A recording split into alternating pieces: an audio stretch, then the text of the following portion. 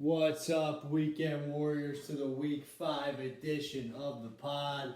Yes, I am wearing the Aaron Nola Phillies jersey. It is Red October, and I'm pumped up for some Phillies baseball. This is a fantasy football podcast. We won't go in depth about baseball so far, but it's been a crazy start to the playoffs, and it'll be interesting because the Phillies are usually one of these teams that start in the wild card round and get hot. And I wouldn't necessarily call them hot right now, and they've sat for a week, so we'll see what happens. But game Saturday, game Sunday, and let's go Phils. We'll see what happens. We'll see if we're playing the Mets or the Brewers. Who knows? But another good week in fantasy. Last week you got an abbreviated version of the commissions takes because we had Booty on the show. Thank you, Booty, for participating, and he gave out some winners, I think, with Dowdle with over yards, and I, the Thursday Night King, am 4-0 with my Thursday night picks. Gave out another winner there, so unfortunately, my Miami moneyline pick, Tyler Huntley, looks so bad. Like he never touched a football before. How does he make the Pro Bowl? I fell for that trap. I thought that McDaniel would have them ready, and Tennessee stinks, and I know Levis stinks, and of course Mason Rudolph came in.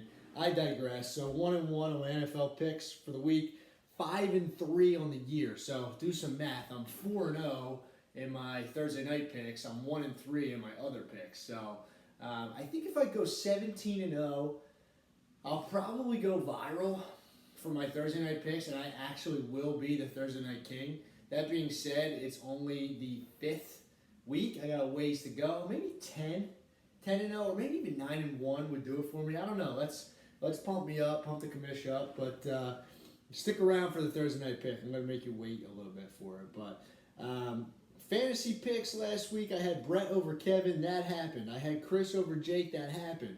I had Dean over Valone. That happened. I had the podcast guest Booty over Terry. That did not happen. Booty, excuse me. We'll get into his team here shortly. But after a couple good weeks, Booty's fallen off a little bit. So we'll talk about that in a little bit. But then myself over Ott. Poor Otley falls to 0-4. Never, unfortunately, really had a chance in that game. I didn't blow him out, but I was in pretty solid position the entire time. So the high score of the week is Dean. Polite applause to Dean. And we're going to give out a little award here. Terry's 4-0. So you would think, after 4 weeks, who is the manager or team of the year? And it's not Terry. I'm not going to give it to Terry, and the reason for that is because Terry is least in points against, but he still is second in points for. First in points for is yours truly, myself. But I'm going to give my dad, actually, a ringing endorsement and pat on the back for Manager of the Year through 4 weeks. Little award here. High score of the week last week, and the reason why is because the 2 worst picks in fantasy football this year were Christian McCaffrey and Mark Andrews. Christian McCaffrey, first overall pick. My dad was wise enough to back him up with Mason. Now maybe you say, that's common sense, but man, if you didn't have Mason, you'd be pretty screwed right now. Mason is the 4th overall running back. And Andrews, he had 3 games with 0 points, and now he's on the waiver wire. So, big news. He was cut today, and maybe some folks will go after him, maybe not. I'm just going to give my dad a pat on the back to be 2-2 and sitting in this position after 4 weeks is pretty remarkable. And I actually heard that on a pod today. Somebody was like, who was the worst pick of the year? And somebody said Mark Andrews, and then somebody else said McCaffrey. I guess the difference is Andrews has been giving you zeros. At least McCaffrey you haven't been able, needing to play. So maybe a lot of candidates. I tell you who's not a candidate for Manager of the Year. He was at the tip of the iceberg during the draft. He's 0-4. He's got 23 less points than Terry on the year, and he's 0-4, and Terry's 4-0. So I got to give him a little bit of bad luck bug, but man, ESPN gives you 5%. You got to you got to put your foot in the ground and turn it around. And it's ironic that those two teams play each other this week, so we'll see what happens. Waiver wire, really quick. Lucky Valone, after the name change, we talked a little bit about it last week, drops $15 on Tucker Kraft, drops $18 on Dontavian Wicks. Listen, hang on to your money, and you're 2-7, and then you have $65. I've said it on this pod before. I respect Valone. He's shelling out dough, trying to improve his team and improve his situation. So another big spender, Tank Diesel, my brother, $26 for Trey Sermon. Next highest bid was $5. I do respect it with Taylor potentially being out. Mild high ankle sprain. Could play this week, but then you never know. Like, these guys could linger. So I don't hate the play. And Jake started Elliott last week, Zeke. So, you know, he needs some help at the running back position. He does have ETN and Kamara. ETN's a little banged up himself, so I respect the pickup. But Jake, another person on the hot seat, kind of came into the year maybe a little bit too on his high horse after winning the championship. And last week after Chris was up a lot, he texted me, man, I fell off. And I have something on my wall here. I'm going to slide this over. My brother was over my house, and on the wall, he wrote Tank Diesel for champion. You know, that was 2 weeks ago when he was 1-1. Now he's 1-3. So another team that's got to put their foot in the ground here. Let's see what Jake can do. All right. Before I get into the matchups, I'm going to give my Thursday night pick right off the bat. And, you know, a lot of times I look at the line, I'm like, man, that's an ugly line. And I take the side where that's the ugliest. In this case, I think the Falcons are a little bit of fool's gold. I watched them last week. They beat the Saints barely. They should have lost, and they scored 2 touchdowns between defense and special teams. I don't think they had an offensive touchdown. They barely won on a 60-yard field goal. The Bucs are playing good football. I'm taking Tampa plus 1.5. I think they will win outright. Division game in Atlanta. Baker Mayfield playing good ball. I think they take care of business this week. And I'm trying to go 5-0, so I hope you follow the Bucs. My other pick we'll get here in a minute. So let's dive into the matchups. And I have notes because I want to go in a specific order. First one is Terry and Ott. And, you know, this is a huge week for Otley, and I think his season's on the line. He's projected right now with a full lineup to lose by 10, and Terry doesn't have a quarterback in. Part of his problem is he has Saquon on bye and Amon-Ra St. Brown on bye. And that is going to be a huge problem for Ott. He has Patrick Mahomes in his lineup, who's the quarterback 16, and he loses Rashee Rice. Kelsey should be better, but Mahomes is just really tough to trust in fantasy. If you have him, what do? You got to throw him out there, and he's just not getting it done for Ott. And Ramondre Stevenson, a fumble in every game this season. Talks about him maybe losing some touches. I don't think that will happen, especially not this week, but I just, you know, with Terry, even with Jonathan Taylor, questionable and may not play, you know, I just think he does need to find a quarterback replacement. We'll see what he does there. Excuse me. But I just think, you know, I can't imagine picking against Terry in this matchup. Otley's going to have to scratch, claw, figure it out. Maybe that's a Zay Flowers game. Maybe it's a Zach Charbonnet game. But Kenneth Walker's back. He had 3 touchdowns. So I just don't see it. I don't see it, Ott. And I know you changed your name to the Boom and Busters and you got Adam Sandler with the thumbs down. I just don't see it for you this year, buddy. I hope you don't go 0-15. We'll see. But I'm taking Terry to beat Ott. And Terry's going to be 5-0. The quietest 5-0. Don't pick against Terry. I did last week on the pod. Might be the last time I pick against him. So, taking Terry. Next matchup, I got Brett and Valone. This is a previous year's matchup of the week. Brett, total turnaround, 180, 0-2. You know, ticked off about the tight end, late scratch. You know, least points in the league. Came in the league with a chip in his shoulder. One of the best teams in our league, I think, right now. He has Burrow and Chase. You know, the Bengals are kind of a mess, but those two have figured it out. You got Derrick Henry, who looks like he found the fountain of youth. I didn't think he could run like that anymore. 87-yard touchdown. He looks like a steal for Brett. Debo should be back. He was back last week, but was he fully healthy? Now he should be back. You know, Brett has a good team. Chuba Hubbard, another guy who's playing really good football. So, excuse me. Woo, got that cough. Valone needs the win. Spent some money on the wire. Total respect. Already said it. Davante Adams.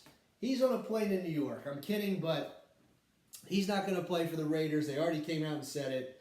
That's a big blow to Valone, who just really, finally cut bait with Kyle Pitts. I talked to my dad cutting bait with Mark Andrews.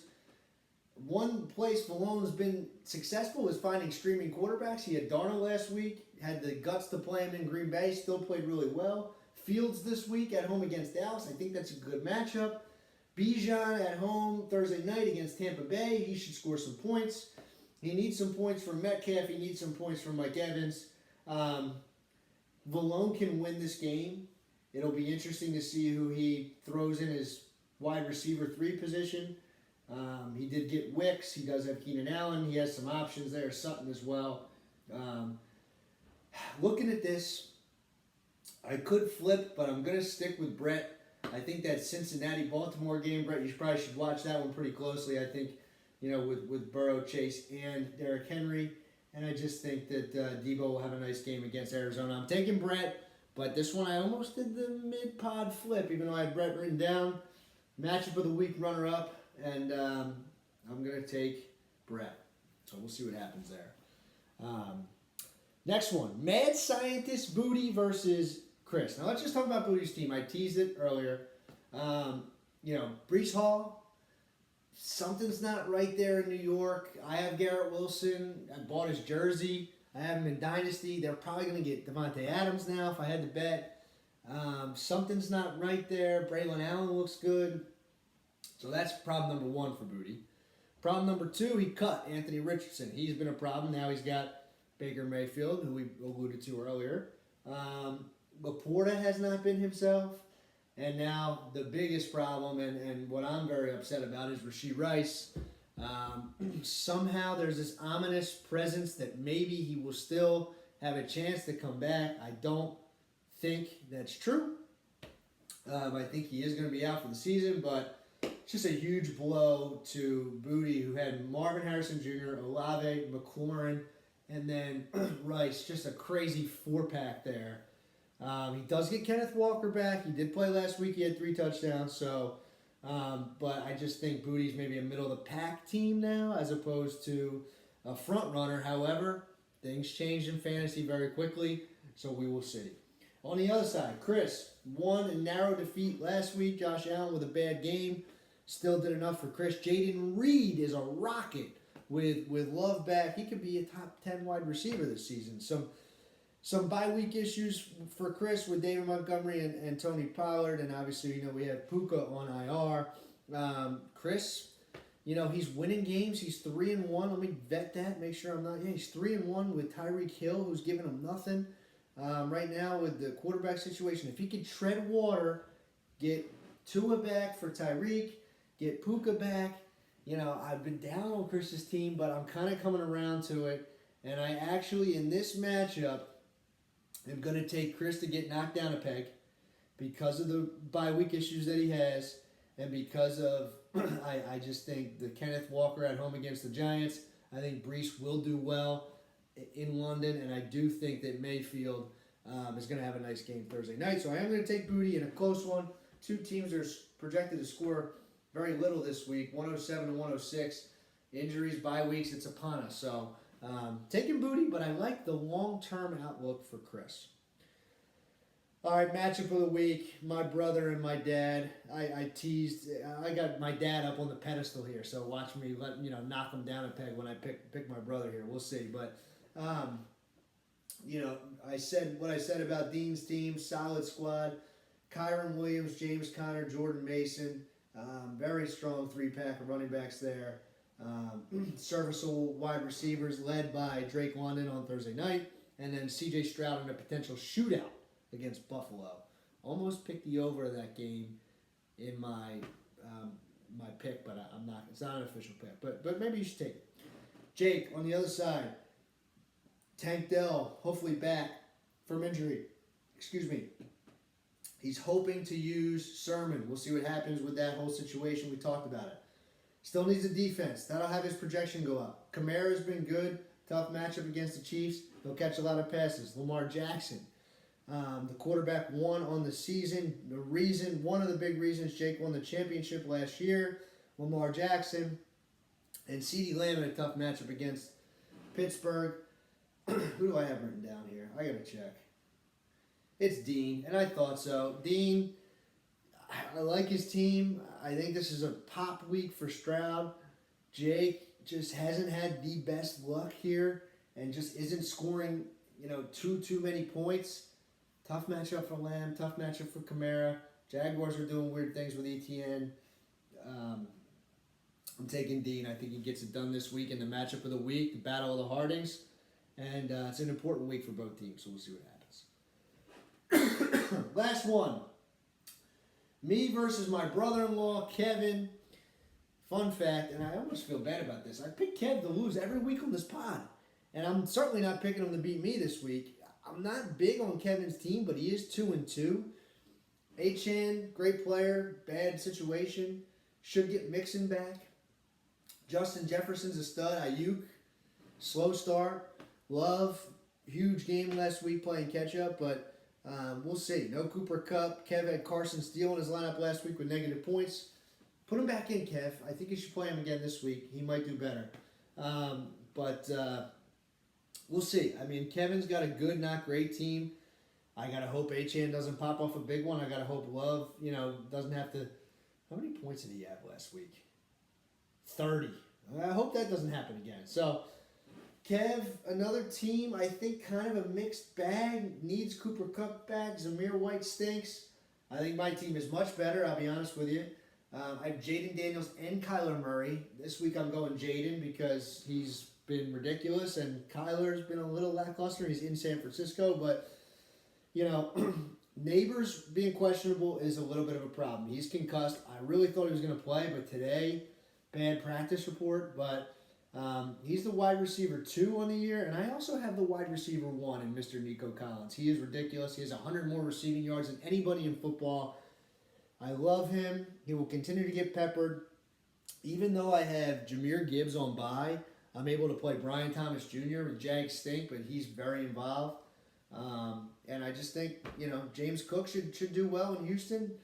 Garrett's been bad, but all of a sudden he's the first wide receiver I picked, but he's my wide receiver 3 now. With Neighbors and Collins, I don't need as much from Wilson. I need something, but I don't need him to be a superstar. So I'm picking myself, but it could go wrong if for some reason Neighbors doesn't play and McBride doesn't come back, and Brian Robinson's on the injury report too, so we'll see.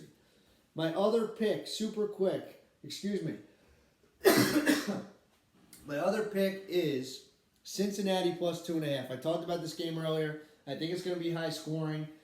You saw it 2 weeks ago. Desperate teams win, and Baltimore was desperate when they played. Oh, man, I'm going to draw a blank, and I'm sorry for that. I look it up real quick. Last week they played Dallas, and they were desperate. 2 weeks ago they played Dallas, and they were desperate, and they won on the road. Last week they played Buffalo. And Buffalo was 3-0, and the Ravens were 1-2. They needed that game, and they took care of business.